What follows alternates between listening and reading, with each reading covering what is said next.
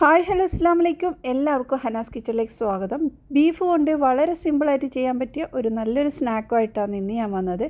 അപ്പോൾ ഇത് എങ്ങനെ ഉണ്ടാക്കുന്നത് നോക്കാം, വീഡിയോയിലേക്ക് കിടക്കാം. അപ്പോൾ ഇതിവിടെ കുറച്ച് ബീഫ് റെഡിയാക്കി വെച്ചിട്ടുണ്ട്. ഇത് കറിയൊക്കെ വെക്കുന്നതിൽ നിന്ന് കുറച്ച് പീസ് മാറ്റി വെച്ചതാണ് കേട്ടോ. അപ്പോൾ അത് നമുക്കൊന്ന് ചെറുതായിട്ടൊന്ന് പൊടിച്ചെടുക്കാം. അപ്പോൾ ഇതിൻ്റെ ഗ്രേവിയും കുറച്ച് മാറ്റി വെച്ചിട്ടുണ്ട്. അപ്പോൾ അത് നമ്മളിത് പൊടിച്ച് വെച്ചതിന് ശേഷം നമ്മൾ പാനിലോട്ട് ഒരു 2-3 ടേബിൾ സ്പൂൺ ഓയിൽ ഒഴിച്ച് കൊടുത്ത് ഇതിലേക്ക് വെളുത്തുള്ളി ചതച്ചതും സവാളയും ചേർത്ത് കൊടുക്കാം. 1.5 ടേബിൾ സ്പൂണോളം വെളുത്തുള്ളിയും ഒരു ചെറിയ സവാളയും ഇതിലേക്ക് ചേർത്തത്. അപ്പോൾ അതൊന്ന് ചെറുതായിട്ടൊന്ന് വഴറ്റിയെടുക്കാം. നല്ലോണം കളറൊന്നും മാറേണ്ടതില്ല. ഇനി ഇതിലോട്ട് പച്ചമുളക് ചേർത്ത് കൊടുക്കാം. ഒരു 3 പച്ചമുളക്, നല്ല എരിവുള്ള പച്ചമുളക് തന്നെയാണ്. അപ്പോൾ അതുകൊണ്ട് ഒന്നും കൂടെ വഴറ്റിയെടുക്കാം. ഇനി ഒരു സവാളയ്ക്ക് വേണ്ട ഉപ്പ് ചേർത്ത് കൊടുക്കാം. നമ്മൾ ബീഫ് വേവിക്കുമ്പോൾ അതിൽ ഉപ്പിട്ടിട്ടുണ്ടായിരുന്നു. അപ്പോൾ സവാള ഒന്ന് വഴറ്റിയെടുക്കുന്ന സമയത്ത് കുറച്ചൊന്ന് ഉപ്പ് ചേർത്തിട്ട് ഒന്നും കൂടെ ഇളക്കിയെടുക്കാം. ഇനി ഈ ഒരു സമയത്ത് തന്നെ ഞാനിതിലേക്ക് കുറച്ച് ക്യാപ്സിക്കമാണ് ചേർക്കുന്നത്. ചില സ്നാക്കിനെല്ലാം ക്യാപ്സിക്കം ഇടുമ്പോൾ നല്ല ടേസ്റ്റാണ് കേട്ടോ. പിന്നെ നമ്മൾ പൊടിച്ച് വെച്ച ബീഫും കൂടി ചേർത്ത് കൊടുക്കുന്നുണ്ട്. എന്നിട്ട് ഒന്നും കൂടി നന്നായിട്ടൊന്ന് ഇളക്കിയെടുക്കാം.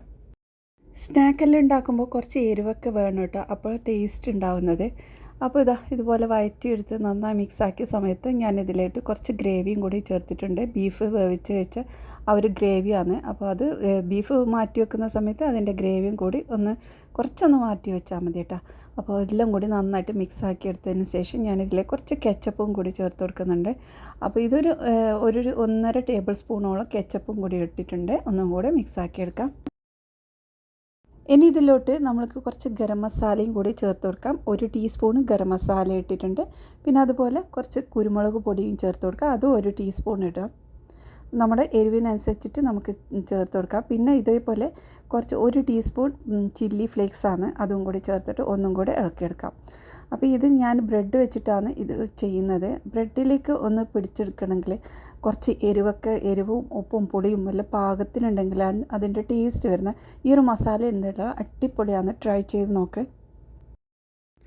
ഇനി ഇതിലോട്ട് കുറച്ച് കറിവേപ്പില ഒന്ന് പൊട്ടിച്ച് ചേർത്ത് കൊടുക്കാം. ഇതില്ലെങ്കിൽ മല്ലിയില ചേർത്താലും മതി കേട്ടോ. ചിലർക്ക് മല്ലിയിലേൻ്റെ ഫ്ലേവർ ആയിരിക്കും ഇഷ്ടം. അപ്പോൾ അങ്ങനെയാണെങ്കിൽ അതും ചേർത്ത് കൊടുക്കാം. അപ്പോൾ നന്നായി മിക്സാക്കി നമ്മുടെ മസാല ഇവിടെ റെഡി ആയിട്ടുണ്ട്. ഇനി ഒരു പാത്രത്തിലിട്ട് 3 ടേബിൾ സ്പൂൺ മൈദ ഇട്ട് കൊടുക്കുന്നുണ്ട്. ഇനി ഇതിലോട്ട് 1 ടേബിൾ സ്പൂൺ കോൺഫ്ലവറാണ് ചേർത്തിട്ടുള്ളത്. പിന്നെ ഇതിലോട്ട് കുറച്ച് വെള്ളം ഒഴിച്ച് നന്നായിട്ടൊന്ന് മിക്സാക്കി എടുക്കാം. അപ്പോൾ നല്ലോണം കട്ടിയാവേണ്ട, കുറച്ച് ലൂസിലാണ് നമുക്കിത് വേണ്ടത്. അപ്പോൾ ഈ ഒരു ലൂസിലാണ് നമുക്ക് വേണ്ടത്. ഇത് റെഡി ആയിട്ടുണ്ട്. ഇനി കുറച്ച് ബ്രെഡ് ക്രംസും എടുത്ത് വെച്ചിട്ടുണ്ട്. ഇനി നമ്മുടെ മസാല ഇവിടെ റെഡി ആയിട്ടുണ്ട്. നല്ല ടേസ്റ്റുള്ള അടിപൊളി മസാലയാണ്, ട്രൈ ചെയ്ത് നോക്ക്. ഏതൊരു സ്നാക്കിനും ഇത് യൂസ് ചെയ്താൽ നല്ല ടേസ്റ്റ് ആയിരിക്കും. ഇനി 2 സ്ലൈസ് ബ്രെഡ് എടുത്തിട്ടുണ്ട്. അത് സൈഡെല്ലാം കട്ട് ചെയ്ത് റെഡിയാക്കിയതാണ് കേട്ടോ. സൈഡ് കട്ട് ചെയ്തില്ലെങ്കിൽ കുഴപ്പമില്ല. അപ്പോൾ നമ്മൾ ഇതിലോട്ട് നമ്മുടെ ഈ ഒരു ഫില്ലിങ് വെച്ച് കൊടുക്കാം. ഫില്ലിങ് വെച്ചതിന് ശേഷം നടുഭാഗത്ത് ഇതുപോലെ ഒരു ലൈനാക്കി എടുക്കാം. ഇനി ഇതിൻ്റെ മുകളിലോട്ട് വേറൊരു സ്ലൈസും കൂടെ ബ്രെഡ് വെച്ചതിന് ശേഷം നമ്മുടെ ആ നടുഭാഗത്ത് ഒന്ന് പ്രസ് ചെയ്ത് കൊടുത്താൽ മതി. ഇനി അതിലേക്ക് കട്ട് ചെയ്ത് കൊടുക്കാം. അപ്പോൾ നമ്മൾക്ക് ഇങ്ങനെ ആകുമ്പോൾ ഈസിലി 2 സ്നാക്ക് തന്നെ ഉണ്ടാക്കിയെടുക്കാൻ പറ്റും. അപ്പോൾ ഇത് ഉണ്ടാക്കുമ്പോൾ ഒരുപാട് പണിയൊന്നുമില്ല, പെട്ടെന്ന് ഉണ്ടാക്കിയെടുക്കാൻ പറ്റും. ഇനി ഇതുപോലെ എല്ലാം റെഡിയാക്കി എടുക്കാം കേട്ടോ. അതുപോലെ കട്ട് ചെയ്ത് മാറ്റി വെച്ചിട്ടുണ്ട്. ഇനി നമ്മൾ ഈ ഒരു ബാറ്റർ ഉണ്ടല്ലോ, മൈദേൻ്റെ ബാറ്റർ, ഇതിലോട്ട് ഒന്ന് നന്നായിട്ട് ഡിപ്പ് ചെയ്താണ് വേണ്ടത്. ഈ ഒരു ഭാഗത്ത് ഫുള്ള് എല്ലാ സൈഡും ഇതുപോലെ കവർ ചെയ്തെടുക്കേണ്ടത്. അപ്പോൾ അങ്ങനെ ആകുമ്പോൾ അതിൻ്റെ ഉള്ളിലുള്ള ഫില്ലിംഗ് ഒന്നും പുറത്ത് പോകാതിരിക്കാൻ വേണ്ടിയിട്ടാണ് ഇങ്ങനെ ചെയ്യുന്നത്. ഇനി ഇതിലേക്ക് ബ്രെഡ് ക്രംസ് ഇട്ട് നല്ല ചൂടായ എണ്ണയിലേക്കിട്ട് ഫ്രൈ ചെയ്തെടുക്കാം. അപ്പോൾ നല്ല ചൂടായ എണ്ണയിലേക്കാണ് ഈ ഒരു ബ്രെഡ് ഇടേണ്ടത്. അങ്ങനെ ആകുമ്പോൾ ഒരുപാട് എണ്ണയൊന്നും പിടിക്കില്ല, നല്ല ഫ്ലെയിമിൽ വേണം. അപ്പോൾ നല്ല 2 സൈഡും തിരിച്ചും മറിച്ചും ഇട്ട് നല്ല ഗോൾഡൻ കളർ ആവുന്നവരെ ഫ്രൈ ചെയ്തിടുക.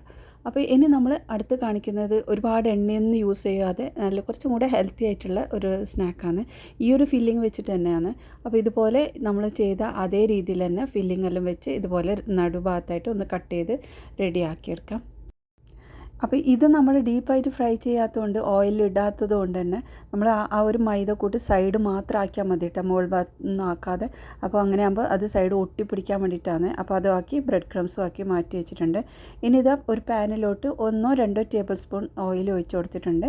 ഇതിലേക്ക് നമ്മൾ ഈ ഒരു ബ്രെഡ് ഇട്ട് കൊടുക്കുക. അപ്പോൾ ഇത് നല്ല ലോ ഫ്ലെയിമിലിട്ടിട്ട് ഒന്ന് വേവിച്ചെടുത്താൽ മതി.